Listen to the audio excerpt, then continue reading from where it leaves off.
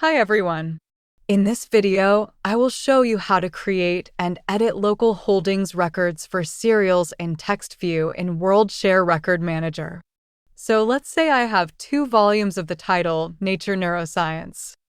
I don't have any other volumes or issues of this title, but I want to add volume 20, 2017 and 21, 2018. So let's see how this works in Record Manager. I've logged into WMS. I'm going to select Record Manager, and I'll leave the scope set to All WorldCat since I have not added any holdings for this journal yet. But I'm going to change the index to the ISSN index, and then I'm going to paste the ISSN into the text search box, and then I'll click Search. Since I have retrieved 34 records in my search results, I'm first going to refine my search by using the facets on the left. I'm going to select English for the language of cataloging, and now you can see I have just 11 records. And then I'll also select the format, print journal. And now I have just 2 records in my results list.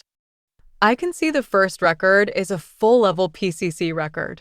And there are 326 holdings, meaning 326 other libraries have used this record to add their holdings.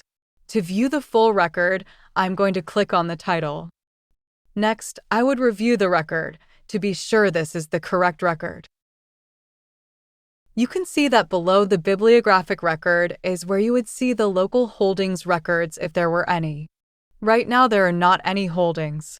So to start adding the 2 volumes that I have, I'm going to go to the record menu at the top, and then from the submenu, LHR, I'll select Open Text View.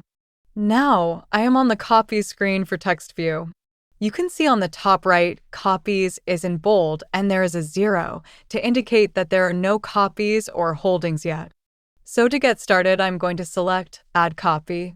Audience level, which is currently something available only for WMS libraries, is set to my default, all users.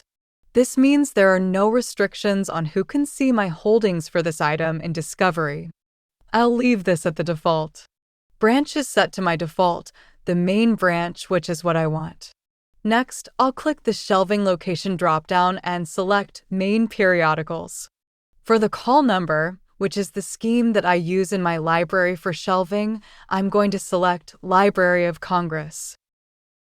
The classification and cutter for my call number are automatically populated from the bib record. For receipt status, I'm going to change this from On Order to Not Currently Received, since I am only adding 2 back volumes and I don't have a current subscription. Optionally, I could add a public or a staff note. Otherwise, I'm ready to click Add Copy. And the system responds, Saved successfully. If I need to change anything, I can just click Edit Copy. Next, I have to go back to the Copy screen to add my 2 volumes. To get back to the Copy screen, I can click on the title. So here on the Copy screen, you can see that I've added the copy information for the main branch, Main Periodicals Shelving Location, and I've added the call number. But for number of holdings, it says 0. To start adding my 2 volumes, I'll click Receive Item in the Action column. And this takes me to the Add New Serials Item screen. So first, I'll click the barcode field and scan the barcode that I'm going to put on volume 20. I'm going to leave the category set to Basic, since I am just adding a volume and it's not an index or a supplement. Then for my caption for enumeration, I'll click in the enumeration text box and enter V period for volume. And for the value for the enumeration, I'm going to enter 20 for volume 20. And then for the caption for chronology, I'll enter the word year in parentheses. This is so that the actual word year won't display, but it's a placeholder for the value that I'll enter for the year. And the value for the chronology is 2017. Optionally, I could add cost or notes. Otherwise, I'm ready to click Add Serial Item. And the system responds, Saved successfully.